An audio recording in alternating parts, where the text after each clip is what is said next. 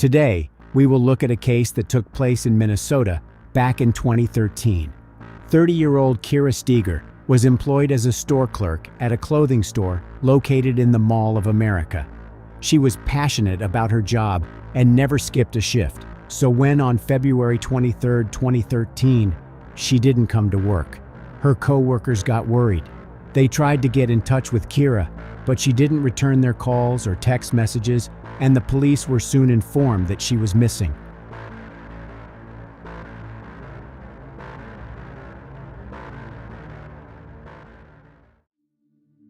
Kira K. Steger was born November 19, 1982 in Des Plaines, Illinois.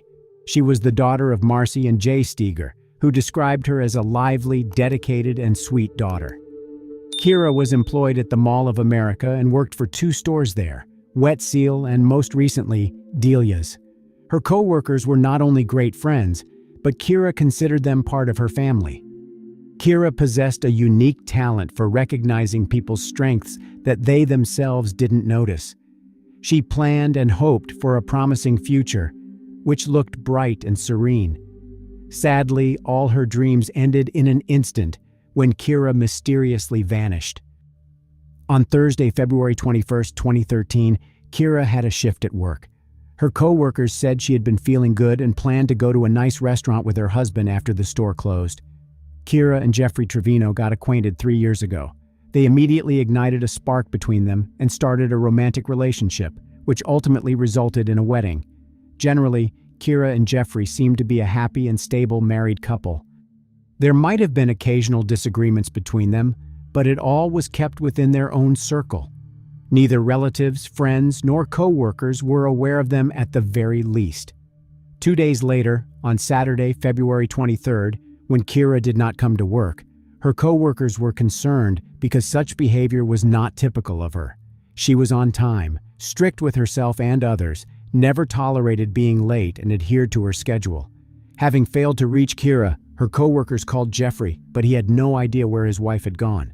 As per Jeffrey, Kira had left the house the previous morning and had not been back since. It wasn't really worrying to him because Kira had a tendency to occasionally disappear for a day or two. She would stay the night at a friend's house or go to a relative's place unannounced. One thing that might have caused worry was the bad weather that day because it had been snowing heavily. Jeffrey suggested that maybe there was something that could have happened to her on the way. Perhaps her car got stuck and her cell phone battery ran out of power. On the same day, having received no news from his wife, Jeffrey filed a missing persons report and got in touch with Kira's family. Her family members were surprised by the mysterious disappearance of their loved one, and it was a big blow to them. Having received a missing persons report for Kira Steger, detectives immediately got to work. As it is common in such cases, the investigation started with questioning the spouse and searching the nearest surroundings. This was no exception. Detectives went to Jeffrey's residence to talk to him. Jeffrey informed detectives that on Thursday, he and Kira were looking to have some time together. They had dinner, conversed, played bowling, and eventually left the mall. By Jeffrey's account, he and Kira headed home straight away as Kira intended to watch a movie. Jeffrey also told detectives that his wife left their house the next day, which was a Friday, around 8:30 a.m. An event was scheduled at work, and her mandatory presence was required. She was conducting herself as usual, and he didn't see anything strange. Jeffrey found it nothing out of the ordinary that Kira would disappear from time to time, although he didn't even know where she was or who she was spending time with. They had been having relationship problems for a few months, said Jeffrey. However, he didn't see it as serious or alarming, considering it to be just minor arguments that occur in all families. The detectives started asking Jeffrey who Kira might be staying with, asking if she might have had a lover.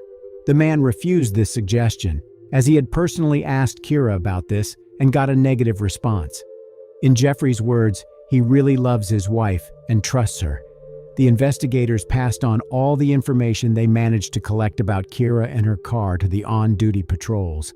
The detectives went to the Mall of America themselves in order to confirm the credibility of Jeffrey's words and possibly pick up some clues. Mall of America is among the biggest shopping malls worldwide. It is situated in Bloomington. It features 520 stores, theme parks, an oceanarium, movie theaters, a golf course, and much more.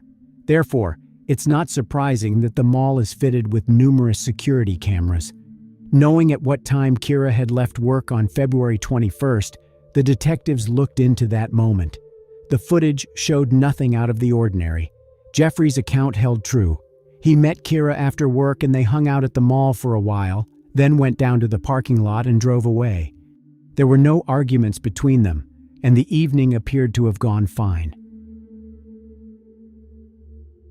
Nothing is as bad as just waiting without any knowledge of what's going on, and with each successive day, the anxiety for Kira's life was getting progressively worse. Lacking any news from her and having grown tired of waiting, Kira's family traveled to Bloomington in an effort to try to help with the investigation. They had flyers printed with her pictures on them, posted them on poles, and distributed them to passers-by on the street. Their objective was to attract as much attention as possible to the search for Kira. They realized they could not simply stand by, but had to do everything they could to find their loved one. While Kira's family was distributing leaflets, the investigators continued their inquiry. When interviewing the couple's neighbors, officers noticed a surveillance camera installed on one neighbor's house. The camera rotated sideways, and in one of its angles, it captured Kira and Jeffrey's home. Thus, the investigators asked the homeowner to copy the camera footage for them, as they hoped to uncover some clues from it. In the meantime, a cell phone company's records arrived and provided investigators with a new lead. According to Kira's phone records, she had another man in her life besides Jeffrey. He turned out to be Ryan Wendt, who was the manager of the same store chain in one of which she was employed. They had a very intense and lengthy relationship and corresponded frequently. Police were able to ascertain that Ryan Wendt was out of state, and while a search for Kira was ongoing, Ryan was traveling in his car towards Colorado. This man was of major relevance to the investigation, because in addition to having a romantic relationship with Kira, he also moved out of state the same time she disappeared. Maybe it was a mere coincidence and nothing more, or perhaps things were completely different and his escape hides something behind it. It is the investigators who would have to find the answer to that question. Regardless, the detectives managed to reach Ryan, and he consented to appear for questioning in Colorado, where he was asked many questions. He stated that he last contacted Kira while he was driving his car across South Dakota and exchanged texts with her. These text messages had been sent shortly before Kira's disappearance. Upon reviewing the timing of the text messages, detectives determined that Kira had been in contact with her new lover just as she was dining with her husband. It was abundantly clear from the correspondence that Kira was increasingly becoming distant from Jeffrey. The investigators examined Ryan's phone to determine his location with respect to the cell towers and reviewed his credit card statements. It appeared he was really out of state that particular evening and had no way of being connected to Kira's disappearance. He was released and dropped from the list of suspects on that basis. The timestamp of the messages revealed that Kira was still texting with Ryan even when she arrived home with her husband. However, their communication ended after 11:44 p.m., and since then, Kira's phone has been inactive. Meanwhile, a different team of investigators was getting ready to examine the video footage from the surveillance camera installed on Kira's neighbor's residence. This camera captured much of the street, sweeping left and right. However, it was turning much too quickly, and that made observation difficult since if the investigators spotted something suspicious, the camera would rotate to the other side in an instant. Jeffrey and Kira's house was seen only for a brief few seconds as the camera shifted to the right. Jeffrey stated that after eating dinner and bowling, he and Kira went home, watched a movie, and retired to bed. However, when investigators reviewed the video footage, they noticed that right after 2 a.m., Kira's car reversed into the yard. Because of the low quality of the footage and the constant motion of the camera from side to side, it was hard to tell precisely what was happening on screen at that time, but the car soon moved away from their house. Jeffrey attributed the night drive to the fact that Kira had told him to pump gas in her car prior to her commute tomorrow, so he went to the gas station. Surprisingly enough, his story was true. He was really seen at the gas station at around 3:30 at dawn. However, The detectives discovered that after leaving the gas station, he didn't return home, but for some reason made his way towards the highway. It is unclear where he headed next. The neighbor's camera did not record him coming home, but it could have been a mere coincidence as it was rotating constantly. Thus, it is possible, theoretically, that Jeffrey could have gotten back home later in the day when the camera was facing the other direction. When investigators looked at the footage further, they observed that Kira's Chevrolet drove away at 9:21 a.m. Disappointingly, there was no way to see who was at the wheel. A missing person report was filed with police on Saturday, February 23rd, and the police department got a call on Monday, February 25th, to report the finding of a suspicious vehicle. Near the shopping center where Kira was employed, there are two multi-story parking lots. Security guards noticed that a certain car had been parked there for several days and requested a tow truck. The tow truck driver proceeded to examine the car before picking it up and spotted suspicious-looking red smudges on the trunk lid, then called the police. That vehicle turned out to be Kira's white Chevy. There wasn't that much blood, just a few small stains, but it was there, and that was a very bad sign. Kira's purse, which was recovered from her dumped car, had divorce court forms that looked like they had been downloaded from the internet. Additionally, a small dark item lying in the snow behind the car caught the investigators' attention. When they got closer, they saw a rolled-up trunk mat that had dark-colored stains on the reverse side. DNA testing determined that it was Kira Steger's blood. With regret, the investigators began to realize that Kira was most likely no longer alive. This horrible discovery was a severe shock to her family and friends. Their last hope of seeing Kira again was lost, but with this, myriad questions arose in their minds. How did she die? Did she suffer? And who could have resented her enough to have robbed her of her life? The absence of Kira's body compounded the matter, for it was much more difficult to endure the sorrow that had befallen them without it. The detective's top priority now was to identify the person who abandoned the vehicle in the parking lot. The car drove away from the house at 9:21 a.m. Approximately 20 minutes later, the mall's cameras captured it. There were no cameras in the lot where the car was discovered, but there was a camera directed at the path that led to the car. The camera was located near where Kira's car was located. After viewing the footage from that camera, the detectives noticed that a few minutes after the white Chevrolet drove into the parking lot, a man with a hood covering his head appeared in the footage. It was fairly cold, and it didn't seem odd that the man was in a hoodie, but the detectives wanted to track where he was headed. It was seen that the hooded man made it across the street and walked to a taxi stand where he had a brief conversation with one of the drivers, then got into the car and drove off. The police were able to determine which company the cabs parked in the parking lot of the shopping center belonged to. Based on the time of the hooded man's interaction with the driver, it was not difficult for the police to identify the license plate number of that particular vehicle. All of the cabs were outfitted with GPS tracking devices, which revealed that the hooded man concluded his trip a block away from Kira and Jeffrey's house and then got out of the car after paying cash. As it left the neighborhood, the cab was caught in the lens of the same camera that had partially filmed Kira and Jeffrey's home. After 2 minutes, a hooded man entered the frame. The low resolution of the footage made it difficult to see his face, but what was striking was the white logo on his hoodie. As the investigators kept viewing the footage, they saw the hooded man walk into the house where Kira and Jeffrey lived. Kira had been missing, which made it nearly certain that the hooded man was Jeffrey. After securing a search warrant, the law enforcement officers headed to the house. At first glance, it looked like an ordinary, unremarkable house, but that was only at first glance. Under closer examination, the criminalists started to find dark red stains in the bedroom of the spouses. There were a few stains on the wall beside the bed and around 100 of them on the mattress. It was apparent that the bedroom had recently been rearranged and cleaned.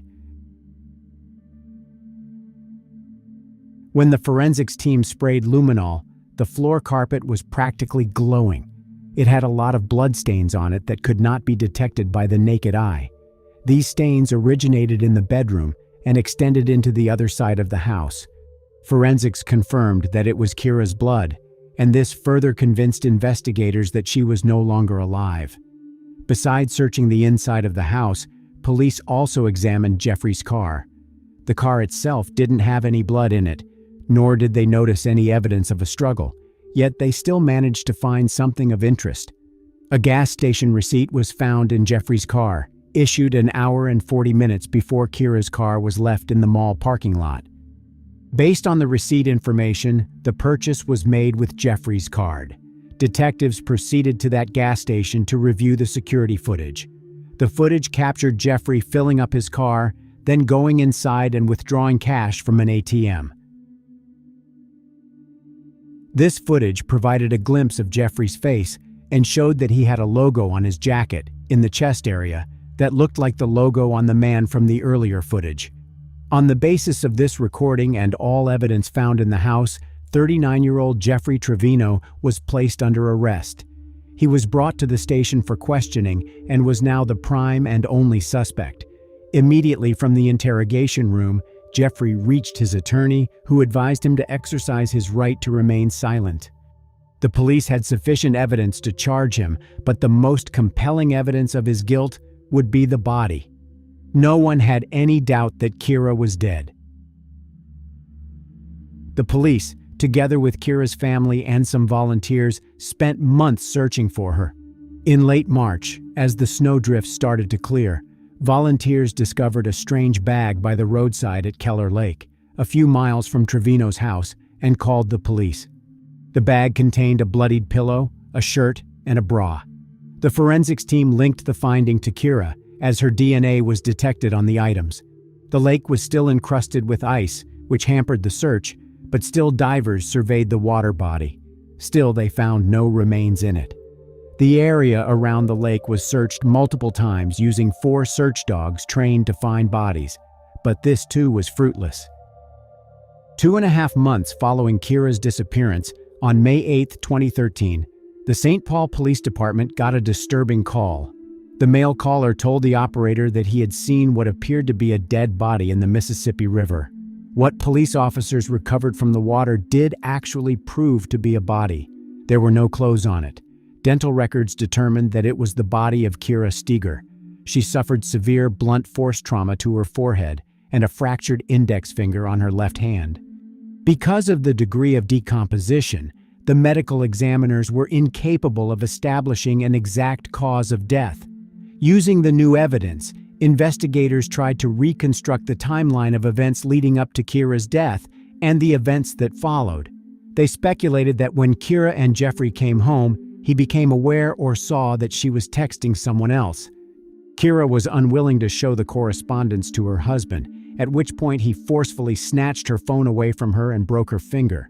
After seeing the romantic correspondence, Jeffrey grew even more enraged and, in a fit of anger, took Kira's life and then tried to conceal evidence of the crime. He used her car to drive to the house, put the body in the trunk, then went to a gas station, and from there to the river, where he disposed of the body. He subsequently drove back home, dumping the bag containing Kira's pillow and clothes along the way.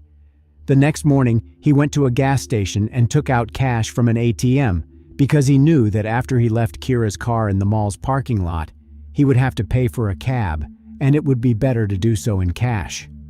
After disposing of Kira's car, Jeffrey went home and worked the rest of the day on cleaning the house.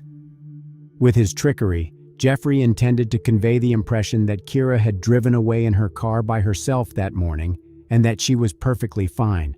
However, thanks to surveillance cameras, his plan failed. In October 2013, a jury convicted 39-year-old Jeffrey Trevino, concurring with the defense that his acts were not premeditated and that the crime was the outcome of a heated and sudden argument following the discovery of his wife's infidelity. Prior to the sentence being announced by the judge, Kira's family members made their statements. "This monster is a calculated criminal," said Kira Steger, Kira's sister. "He deserves no mercy. Kira's mother, Marcy, stated that Trevino certainly showed her daughter no mercy. "He dumped my daughter like a piece of trash into the nation's most polluted body of water," she said.